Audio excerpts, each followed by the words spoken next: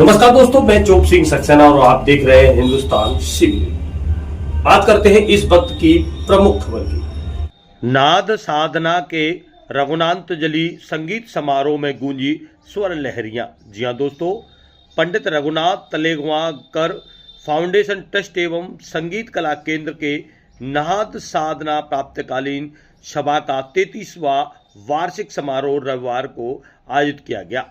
Agra cantt स्थित grand hotel सभागार में हुए समारोह में नाद साधना के स्वर लहरियां गूंजी तो श्रोता मंत्रमुग्ध हो गए।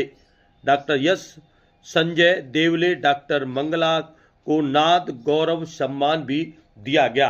तो जानिए वक्ताओं से किस प्रकार उन्होंने अपने मन की बात रखी है और किस प्रकार नाद साधना के रघुनाथजली संगीत समारोह में देखिए किस प्रकार गूंजी है स्वर लहरियां और किस प्रकार के ये कार्यक्रम है।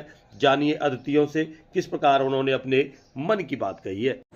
बोले ये पंडित रघुनाथ तलेगवांकर की जन्म शताब्दी मनाई जा रही है। इस शताब्दी के अंतर्गत अलग अलग राज्यों के अंदर कार्यक्रम आयोजित हो रहे हैं और आगरे को ये गौरव प्राप्त है कि पंडित जी का अपना जो कर्म क्षेत्र या कर्म भूमि रही वो आगरा रही। आगे उनके पुत्र केशव जी ने, उनकी पुत्र वधू प्रेरणा जी ने और पूरे परिवार ने, आगे उनकी जो पुत्रियां थी मेघा, शुभराव और रविंद्र जी जो उनके पुत्र थे, उन्होंने सब मिलके इसको एक बहुत बड़ा मुकाम दिया और अहम भूमिका का निर्वाह किया।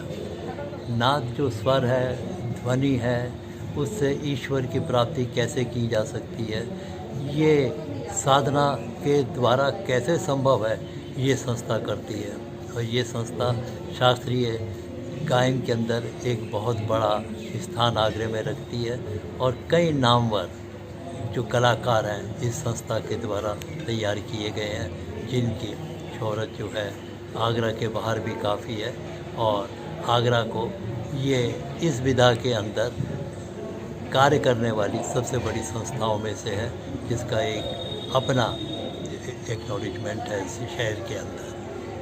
रघुनाथ तलेगांवकर जी का 33वां ये नाद साधना कार्यक्रम आज ग्रैंड होटल में जो आयोजित किया गया, उसमें विशेष बात जो मुझे लगी, बच्चों के द्वारा जो प्रस्तुति दी गई 8 रागों में, प्रातःकालीन रागों में, प्रेरणा ने बहुत अच्छा प्रयास किया और प्रशंसनीय है। बच्चे भी अच्छा गा रहे हैं। उसके बाद मंगला जी का जो सितार वादन,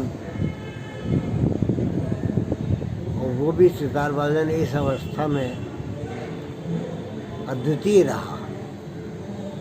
उनकी साधना और इस तलेगांवकर परिवार का संगीत के प्रति इतना समर्पण ये दर्शाता है कि संगीत की सेवा करने से, संगीत की साधना करने से क्या कुछ प्राप्त नहीं किया जा सकता है। मैं अपने आप को सौभाग्यशाली समझता हूँ कि आज इस अवसर पर मुझे प्रस्तुत होने का, उपस्थित होने का और रसास्वादन करने का जो समय मिला, धन्य है वो समय और वो घड़ी जब यह कर्णप्रिय व्यवस्था प्रेरणा जी द्वारा और शुभ्रा जी द्वारा और तलेगांवकर पर पूरा परिवार इस समय लोकेंद्र का भी तबला वादन श्रेष्ठ रहा। धन्यवाद। नमस्कार, मैं प्रतिभा केशव तलेगांवकर आप सभी को इस कार्यक्रम के बारे में थोड़ा सा बताना चाहती हूँ। ये कार्यक्रम हम 33 वर्षों से हम इस कार्यक्रम को कर रहे हैं। ये प्रोग्राम जो है वो 33वां कार्यक्रम है और नाद साधना एक ऐसा कार्यक्रम है जिसमें हम उभरते कलाकारों को मंच देने का प्रयास करते हैं। जो बच्चे साधनारत हैं उनको कम से कम मंच मिलेगा तो उनको एक प्रोत्साहन मिलता है और इसी उद्देश्य से कार्य किया जाता है और 33 साल से इस कार्य को हम लोग करते चले आ रहे हैं। इसकी नींव रखी थी पंडित केशव तलेगांवकर जी ने 93 में। तब से ये अनवरत इसका वार्षिक उत्सव होता है और उनका प्रयास था कि हर महीने एक ऐसा कार्यक्रम किया जाए जिसपे कि नवोदित कलाकार उसमें आगे आके बढ़ सकें।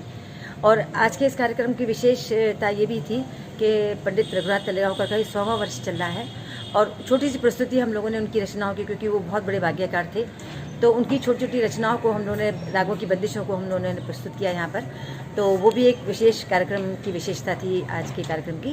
तो इस तरह से आप लोग के आशीर्वाद से, आप लोग की दुआओं से ये कार्यक्रम हमेशा ऐसे अनवरत चलता रहे, इसी आशा से आप लोग को। और इसी के साथ बने रहिए आप हिंदुस्तान CB न्यूज पर और देखते रहिए आंखों देखा हाल।